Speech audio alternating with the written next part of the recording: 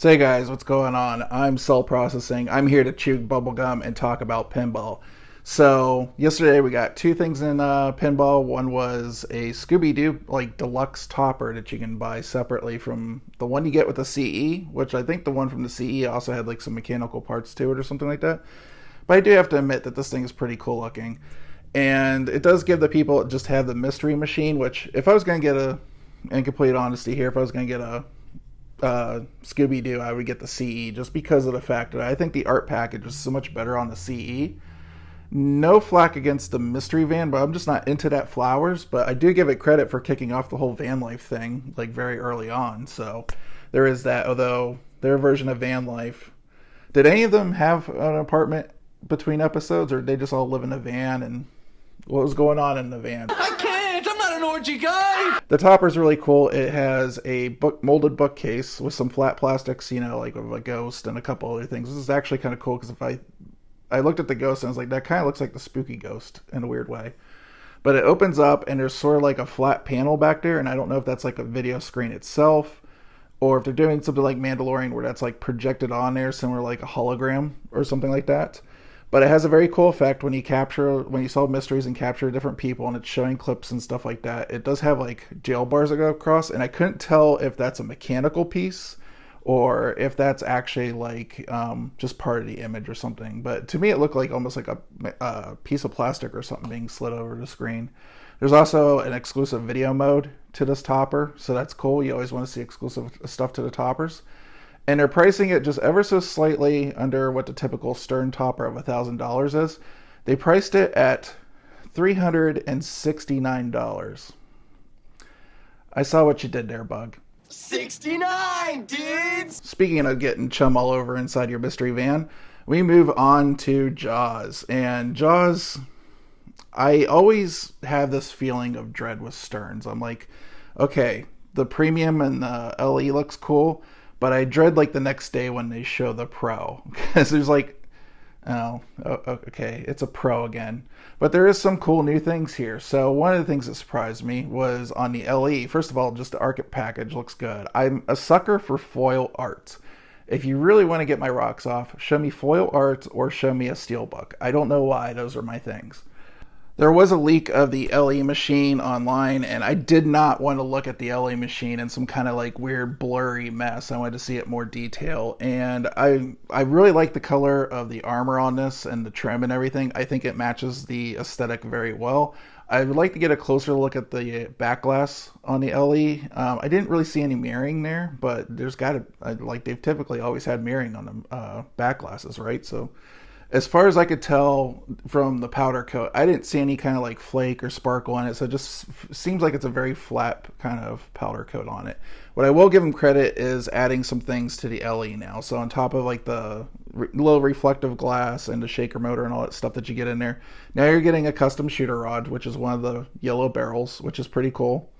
So this time around, you're actually getting something called expression speaker lights. So I guess Mike Vitacor is now making light shows for the speaker lights. It looks freaking cool. I like how you have like the little radar sweep when you're actually like doing the fish finder stuff. No, the bleeps. The sweeps. And the creeps. But overall, the shots on the machine look very good. I will say that I do feel like the bash toy for the premium LE just seems a little cheap. It's like the molding looks good and everything on that, and I like how it rises out of the playfield. But when there's other bash toys out there that I just think do it better, like think like Bad Bart on Cactus Canyon, and that machine's a little bit cheaper. And at the end of the day, people are like, yeah, but they're paying for a license and all this. Me as a consumer buying a pinball machine, that is not my problem. I'm just comparing it to what is available, and that's the end story of it. I don't need to like think about like what expenses Stern has or what they, with licenses and all that. I just see one product and I see another product as a consumer, and I'm going to compare the two. Having said that, it looks like a fun Elwyn, and it has one of the shots, actually kind of like from 007 60th anniversary that I really liked, which was that like little figure 8 shot. They have it with like a real shot up in the top right corner where you just like kind of shoot for it, it comes back around, and it almost goes into like the tail whip from Godzilla and back around. From what I can tell, that also feeds that lower third flipper on the right to help shoot the drop targets. But all the shots seem really fun. I love how many like kinetic things there are in here with the reel, the captain's wheel, the bash toy, the captive ball in the center to hit, the captive ball for the chum bucket, and the drop targets. Anything that reacts to a pinball, because I always see these things as sort of like shooting galleries. The more, if you're just hitting a target and it just, doesn't really do anything, it's kind of not as satisfying as actually having something physically move there. So that's very cool. And this is where it worried me with the Pro. I was worried about what they were going to take out of the Pro, but honestly, I think this is a pretty good Pro. That upper playfield doesn't seem like you really need a whole lot. That 180 ramp is still there and still feeds the flipper, which is one of the things you want. I'm sure there's going to be something in the code that's taken out or something because that upper playfield isn't there. And then the bash toy is taken out, which sucks, but is not needed. And there's enough in there that I can say that I feel like it seems like it's a pretty good stacked Pro. Also, the fact that, yes, there is just a shark coming out of the cage up there just as decoration, but at least it's a mold. The other thing I really enjoyed about this was the little shark fin target that comes up out of the playfield and moves back and forth. And you get that both on the Pro and the Premium. And I think on both you also get the posts that come up. So they were talking about quick shots, and I wonder if this is like Cactus Canyon quick shot, where one you light something for a quick shot, it goes into the end lane rollover, and then that post pops up, and then the shark fin comes up and moves, and you have to hit it. Like it just like gives you a little bit, and then releases it, and then make the shot or don't make the shot. But that whole effect of like blood in the water underneath the plastic where the fin is and everything, that's all really cool stuff. What I'm worried about is this just becoming like, get like the great white, get the great white over again, get them over again. So I hope it's not that simplistic. I hope there's a little bit more going on here. And knowing Elwyn, there probably is like a little bit more to the code. They did a great job with like Jurassic Park. While Godzilla is not my favorite, I do have to admit the code was pretty well done on that. And one of the things I'm really wondering is there's like a little switch right between the rollover where that like third flipper on the bottom playfield to hit the drops is. I wonder if he can shoot that back up that switch, because the pop bumper with the barrels right there, and if there's going to be like a mode where you have to explode barrels or something like that, because it kind of looks like maybe that would be there to register that switch first, so it knows when it hits the pop bumper, it has some kind of reaction in the code or something like that.